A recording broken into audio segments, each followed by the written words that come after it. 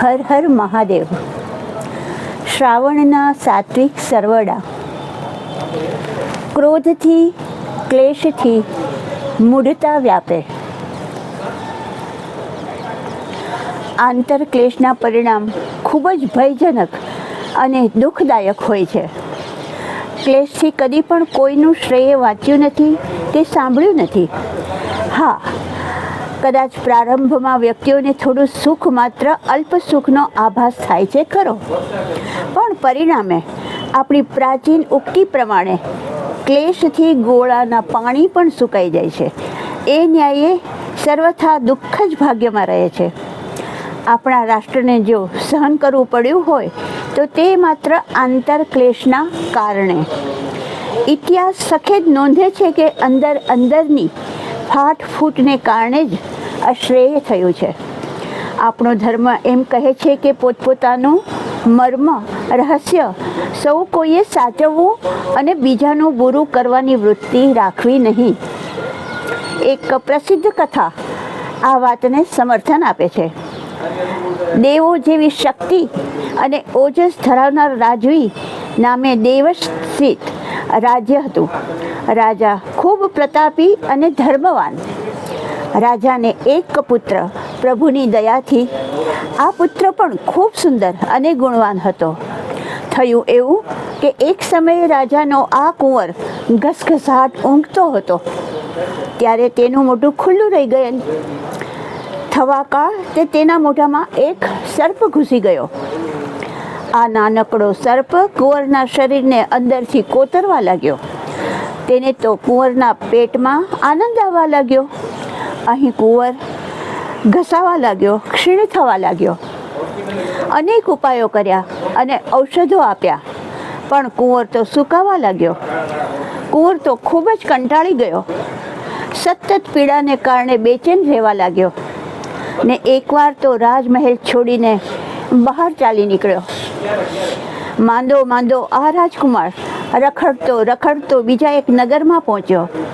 હવે આ નગરના રાજવીને 2 કન્યા હતી.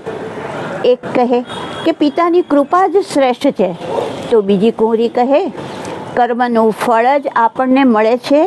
અને રાજાએ બીજી કુંવરીને ગુસ્સે થઈને કાઢી મૂકી.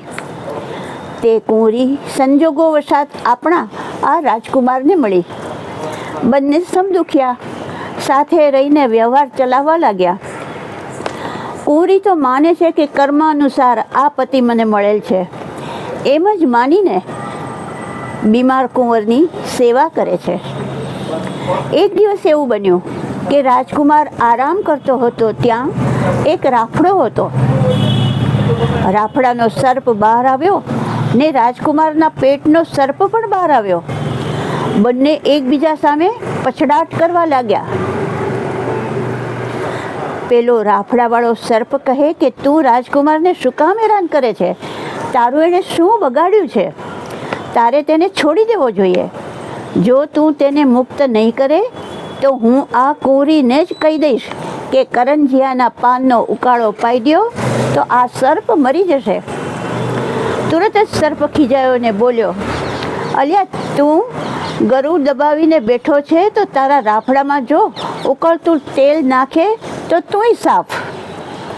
કુંવરીએ આ બંનેની વાત સાંભળી અને કરંજિયાના પાનનો ઉકાળાનો ઉપયોગથી પેટના સર્પને મારી નાખ્યો અને તેલથી રાફડાના સર્પને માર્યો.